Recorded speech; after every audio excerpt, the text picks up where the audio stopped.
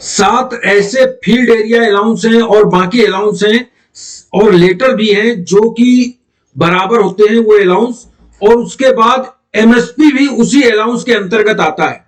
तो हमारा जो दिल्ली हाईकोर्ट में केस सुनवाई हो रही है उसमें बता दें कि सुनवाई में वो लेटर भी लगाए गए हैं। कौन कौन से लेटर हैं वो मैं आपको दिखाता हूं। सबसे पहले बता दें कि वो लेटर ऐसे हैं जो अलाउंस हैं, उन अलाउंस को एमएसपी के अंतर्गत वो भी आते हैं, क्योंकि रिस्क और शारीरिक जो परेशानी होती है उस पर निर्धारित है, उसमें भेदभाव नहीं किया जा सकता। उसी तरह एमएसपी पर भी भेदभाव नहीं किया जा सकता। पहला लेटर आप देख सकते हैं, प्राइम मिनिस्टर स्कॉलरशिप स्कीम है, जो कि चाहे ऑफिसर के बच्चे हो, चाहे जेसीओ के बच्चे हो, चाहे जवान के बच्चे हो, सबको बराबर मिलती है। और वो मिलती है 30,000 रुपए लड़के के लिए, wards of dependents ex serviceman चाहे कोई भी हो, चाहे सर्विंग जवान हो, उनको 30,000 रुपए बॉयज के लिए और 36,000 गर्ल्स के लिए मिलता है। ये स्कॉलरशिप मिलती है कोई प्रोफेशनल कोर्स करने के लिए। तो ये भी उसी के अंतर्गत आता है जैसे कि एमएसपी आती है। इसमें भेदभाव नहीं किया जाता है और ना ही एमएसपी में करना चाहिए।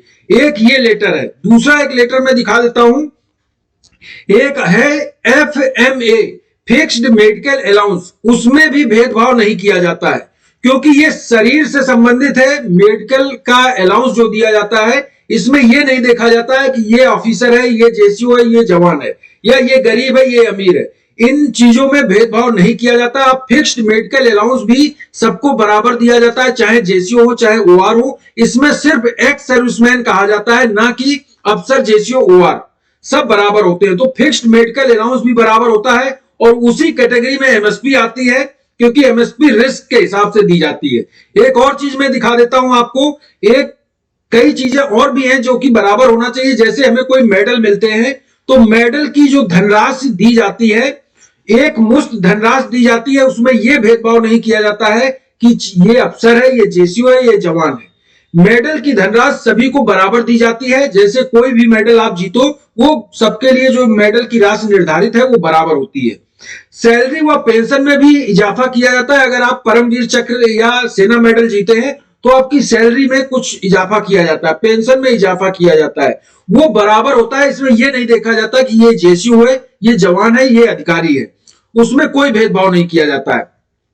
अब कई जो मेडल हैं उनकी जो धनराशि दी जाती है, पहले परमवीर चक्र की 10,000 रुपए दी जाती थी, अब 20,000 रुपए, और ये 20,000 सभी को बराबर दी जाती है। इसमें यह नहीं कहा जाता है कि हम ओआर को दे दें 10,000, जेसीओ को दे दें 15,000, अफसर को दे दें 20,000। इसमें सबके लिए बराबर होती है, क्योंकि ये एक मेडल है और इसमें भेदभाव करोगे तो आर्टिकल 14 का उल्लंघन है। लेकिन वहीं एमएसपी पे आप देखेंगे कि एमएसपी में भेदभाव किया गया। उसमें यह कहा गया कि रिस्क के हिसाब से जो अलाउंस दिया जा रहा है एमएसपी, इसमें जेसीओ ओआर को 5200 और जबकि अफसर को 15,500। तो रिस्क, जब किसी का शरीर में कम ज्यादा रिस्क का कोई मतलब नहीं होता है, सबके लिए रिस्क बराबर है और सबके जीवन की कीमत भी बराबर है। तो उसमें भेदभाव क्यों? जबकि परमवीर चक्र, अशोक चक्र, महावीर चक्र, कीर्ति चक्र, शौर्य चक्र, सेना मेडल, इनमें कोई भेदभाव नहीं किया जाता है। इनकी जो राशि दी जाती है एक मुश्त, वो बराबर दी जाती है, और सैलरी पेंशन में इजाफा किया जाता है वो बराबर किया जाता है। ये पॉइंट हो गया। और भी पॉइंट हैं जो कि ऐसे अलाउंस हैं जो बराबर होते हैं। सिमिलर फनरल अलाउंस भी 9,000 रुपए दिया जाता है। इसमें यह नहीं कहा जाता ये जेसीओ है, ये ओआर है, ये ऑफिसर है। चिल्ड्रन एजुकेशन अलाउंस भी बराबर दिए जाते हैं। 2,500 रुपए पर मंथ दिया जाता है, सभी चाहे जेसीओ, ओआर, ऑफिसर, पीबीओ और कोई भी हो। तो इनमें जब भेदभाव नहीं किया जाता है तो एमएसपी में कैसे कर सकते हैं? अब मैं बता दूं कि आपके फिटमेंट फैक्टर में भेदभाव किया जाता है। अफसर, जेसीओ और ओआर में भेदभाव है। पीबीओआर को 2.57 फिटमेंट फैक्टर दिया जाता है, जबकि अफसर को 2.87। तो यह भेदभाव नहीं होना चाहिए, क्योंकि डीआर अगर बेसिक आपकी ज्यादा दी जा रही है तो डीआर सेम दिया जाता है, चाहे जेसीओ हो चाहे ओआर हो। उसमें अगर डीआर बढ़ा है 5%, 4%, 2%, तो ये नहीं कहा जाता कि जेसीओ को दिया जाएगा, ओआर को दिया जाएगा 2%, अफसर को दिया जाएगा 4%। जब डीआर सेम दिया जाता है तो फिटमेंट फैक्टर बेसिक में मल्टीप्लाई किया जाता है, तो इसको बढ़ा के क्यों दिया जाता है?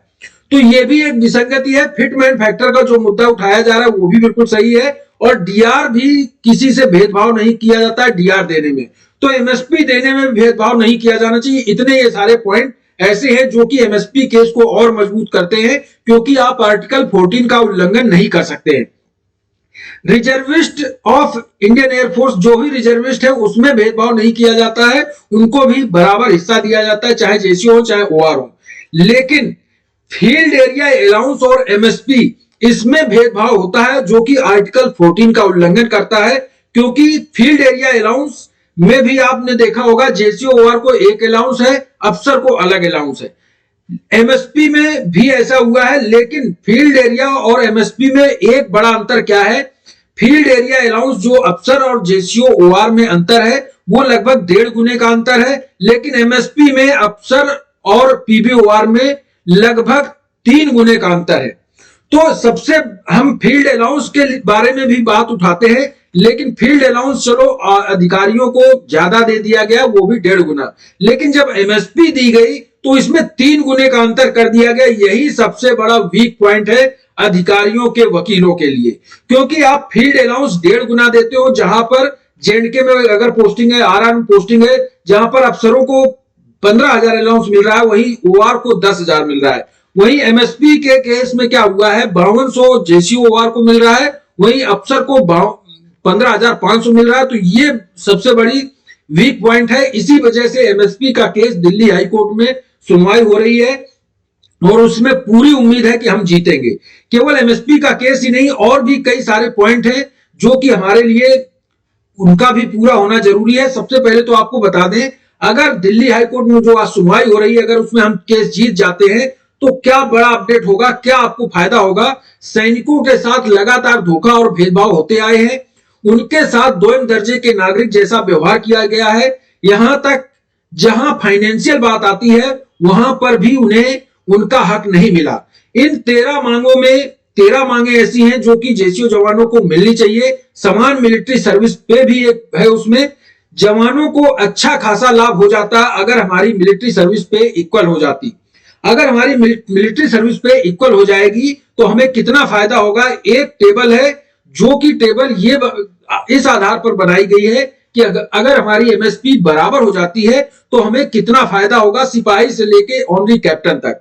इसमें कहा गया है कि सिपाही को 17 साल सर्विस करने वाले को ओआरओपी 2 के हिसाब से बेसिक जो मिल रही है 18,807 रुपए मिल रही है। एमएसपी बराबर होने पर उनको 5,150 रुपए और बढ़ जाएंगे, जो कि हमें अभी केवल 2,600 रुपए एमएसपी के पेंशन में मिल रहे हैं। अगर एमएसपी बराबर होगी तो 7,550 रुपए बढ़ोतरी होगी, जिसमें हमें 2,600 ऑलरेडी मिल रहे हैं 5200 के हिसाब से, तो हमें 5,150 रुपए की और बढ़ोतरी हो जाएगी बेसिक में। तो बेसिक में बढ़ोतरी, ये तो बेसिक हो ही जाएगा, लेकिन हमें उसमें डीए भी मिलेगा। तो टोटल अगर बेसिक और एमएसपी जोड़ लें तो 5,150 बढ़ने के बाद 23,957 रुपए एमएसपी और बेसिक सिपाही की हो जाएगी। Total DA 11,021। अगर बेसिक पेंशन देखी जाए तो 14,978 रुपए एक सिपाही 17 साल सर्विस करने वाले को बेसिक पेंशन मिलेगी, टोटल पेंशन। इसी तरह नायक को अगर देख ले 20,107 रुपए उसकी ओआरओपी 2 में बेसिक है, 5,150 और जुड़ जाएगी एमएसपी की, तो टोटल एमएसपी और ये दोनों मिला के 25,250 रुपए हो जाएगी। डीए 11,619 रुपए। इस हिसाब से 36,876 रुपए नायक को मिलेगा और एमएसपी बराबर होने पर। हवलदार को 19 साल सर्विस करने वाले को 39,321 रुपए मिलेगा। वहीं नायब सूबेदार को 24 साल सर्विस करने वाले को 42,194 रुपए हो जाएगा जब एमएसपी बराबर हो जाएगी। नायब सूबेदार को 43,764 रुपए और सूबेदार को जो पेंशन मिलेगी 52,779 रुपए। सूबेदार मेजर को 53,692 रुपए मिल जाएगी। तो इतना बड़ा इजाफा हो जाएगा, तो काफी बड़ा इजाफा होगा। अगर हमारी एमएसपी बराबर हुई तो हमें फाइनेंशियल काफी अच्छा लाभ मिलेगा, क्योंकि एमएसपी बहुत बड़ा मुद्दा है, ओआरओपी से भी बड़ा। ओआरओपी में तो कम फायदा होगा, लेकिन अगर इक्वल एमएसपी हो जाती है तो सीधा सीधा 10,000 आपकी पेंशन में बढ़ोतरी हो जाएगी। अब हम बात कर ले कुछ 9 पॉइंट ऐसे हैं जो कि हम उनको मांग कर रहे हैं 1 रैंक 1 पेंशन में। ओआरओपी 2 में हमें फायदा नहीं हुआ है, उसका फायदा मिलना चाहिए। क्यों फायदा नहीं हुआ है? क्योंकि हमारी बेसिक कम कर दी गई। प्रीमेचर को लाभ नहीं मिला है, एमएससीपी प्री 2006 वालों को नहीं मिल रही है, एक्स ग्रुप प्री 2016 वालों को नहीं दिया जा रहा है पूरा लाभ। इसके बाद डिसेबिलिटी पेंशन नहीं मिल रही है, डिसेबिलिटी पेंशन में बड़े भेदभाव हुए हैं। अफसर को 75,000 से भी ऊपर है डिसेबिलिटी, जबकि जवान को 9,000 से 15,000 के बीच में है। एक समान मिलिट्री सर्विस पे इक्वल एमएसपी भी मुद्दा है। तो 13 मांगे ऐसी हैं जो जेसीओ जवान मांग कर रहे हैं। फिटमेंट फैक्टर की मांग कर रहे हैं कि बराबर होना चाहिए। सीएसडी कैंटीन में आफ्टर रिटायरमेंट भेदभाव नहीं होना चाहिए। ईसीएचएस में किसी तरह के भेदभाव नहीं होने चाहिए। डीजीआर में सिक्योरिटी एजेंसी लेने में, पेट्रोल पंप लेने में, गैस एजेंसी में अफसर को ही मिलता है। जेसीओ जवानों में भेदभाव नहीं होना चाहिए। जॉब्स में जो भी डीजीआर, एडब्ल्यूपीओ, जिला सैनिक और निगम की वैकेंसी निकलती हैं, इसमें भेदभाव देखने को मिलता है कि उनकी सैलरी, जवानों की सैलरी मात्र 12,000 से 15,000 के बीच में रहती है, जबकि अफसरों की ज्यादा रहती है, बहुत ज्यादा। सहायक सिस्टम बंद होने की मांग कर रहे हैं। और बता दें, किसी भी पे कमीशन में जेसीओआर का एक प्रतिनिधि जरूर हो, ऐसी मांग कर रहे हैं, क्योंकि जेसीओआर की बात जेसीओआर का प्रतिनिधि ही कहे, ना कि अफसर कहे, क्योंकि अफसर अपनी ही बात कहेंगे, जेसीओआर की बात नहीं कहते हैं। इसीलिए हमारी एमएसपी बराबर होती है अगर हमारा कोई वहां पर प्रतिनिधि जाता। तो सबसे बड़ी यही मांग है कि हमारा प्रतिनिधि जाए। और अब एक डिमांड और की जा रही है जेसीओआर के द्वारा कि जो भी चुनाव हो रहे हैं, लोकसभा या राज्यसभा या विधानसभा, इसमें रिजर्वेशन होना चाहिए। जैसे बाकियों का रिजर्वेशन होता है, वैसे सैनिकों का भी रिजर्वेशन होना चाहिए। चुनाव में उनको सीट रिजर्व होनी चाहिए कि जिससे कि हमारे सांसद विधायक बने तो हमारी बात रखें। एक और बड़ी बात है कि अगर हमारी एमएसपी बराबर हो जाती है तो पेंशन बेनिफिट 5,150 रुपए होगा, जबकि सैलरी बेनिफिट 10,300 रुपए हो जाएगा। ये बेसिक में बढ़ोतरी होगी। इसके बाद इसमें डीए लगेगा तो लगभग काफी अच्छा बेनिफिट हो जाएगा। और इसमें टोटल बेनिफिट आप देख सकते हैं, सारी ये टेबल दी हुई है, सिपाही से लेके नायब सूबेदार तक, तो काफी अच्छा बेनिफिट मिल जाएगा। अभी मैं एक चीज और बता दूं, एक समान मिलिट्री सर्विस पे पर एक रक्षा विशेषज्ञ हैं कर्नल नैन साहब, इन्होंने बड़ी बात कही है। इनका मैं वीडियो भी दिखाऊंगा जो इन्होंने एक टीवी डिबेट में कहा है, उस वीडियो को भी सुनना बहुत जरूरी है। इन्होंने बिल्कुल साफ साफ कहा है कि एमएसपी और डिसेबिलिटी पेंशन जवानों के दो मुद्दे ऐसे हैं जिन्हें सरकार हल्के में ना ले। रक्षा विशेषज्ञ नैन साहब ने कहा, जवानों का भरोसा सरकार से ज्यादा अपने अधिकारियों से खत्म होता जा रहा है, इसलिए जवान जेसीओ अपनी कई मांगों को लेकर 9 महीने से धरना रैली कर रहे हैं। इसकी मुख्य वजह है सेना कई मामलों में जवानों का उनका हक नहीं दे पाई है। ऐसे ही 2 मामले हैं जो मैंने बड़ी बारीकी से समझे हैं। इनका कहना है कि हमने 2 मामले ऐसे देखे हैं और उनको बड़ी बारीकी से समझा है। पहला मामला है मिलिट्री सर्विस पे, जिसको रिस्क और सेना के स्पेशल कंपनसेशन के तौर पर दिया जाता है। इसमें सबसे ज्यादा रिस्क सैनिकों को होने के बावजूद उन्हें एमएसपी सबसे कम दी जा रही है।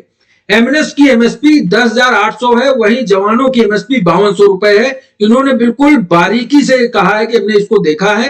एक समान एमएसपी की मांग सैनिकों को इसलिए जायज है क्योंकि किसी सैनिक को कोई मेडल मिलता है तो उसे जो राशि दी जाती है वो बराबर मिलती है, इसमें रैंक नहीं देखी जाती है। एफएमए फिक्स मेडिकल अलाउंस भी बराबर दिया जाता है, जो कि मैंने पिछले आपको बता दिया है।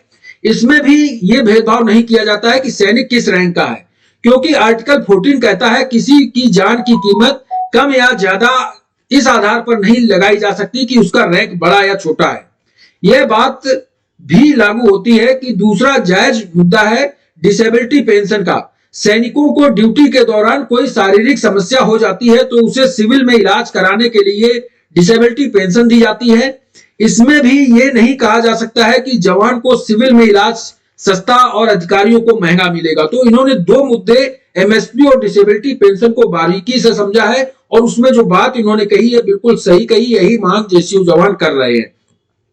अब मैं आपको इनका वीडियो भी दिखाऊंगा, उससे पहले ये बता दूं कि कोर्ट में भी इन्होंने कहा है कि कोर्ट में भी रक्षा मंत्रालय के पास एमएसपी का कोई जवाब नहीं है। सरकार को इन 2 मुद्दों को हल्के में नहीं लेना चाहिए, हल्के में लेने की भूल नहीं करनी चाहिए, क्योंकि यदि जवान कोर्ट में केस जीत जाते हैं तो सरकार के साथ अधिकारियों के ऊपर भी सवाल खड़े होंगे कि जवानों की अनदेखी की जा रही है, अगर हम कोर्ट में केस जीत जाते हैं। अब मैं सुनाता हूं जो नैन साहब ने टीवी डिबेट में कहा है कि एमएसपी इक्वल होनी चाहिए जेसीओआर की, क्योंकि वो सबसे ज्यादा उनको रिस्क है। एमएनएस को एमएसपी ज्यादा दी जा रही है, तो इतना बड़ा भेदभाव नहीं किया जाना चाहिए। अधिकारियों का विश्वास टूटे ना, तो अधिकारियों को ऐसा नहीं करना चाहिए। तो आप उनकी बात सुने।